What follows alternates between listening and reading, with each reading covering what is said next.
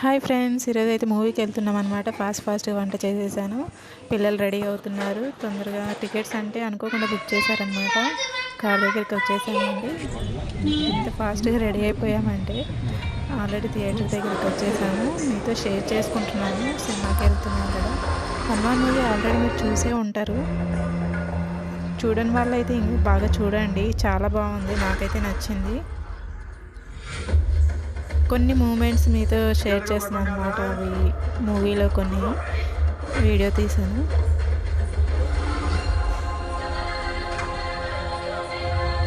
చివరి దాకా ఒకసారి చూడండి. ఇది మాత్రం కొడిగడదే.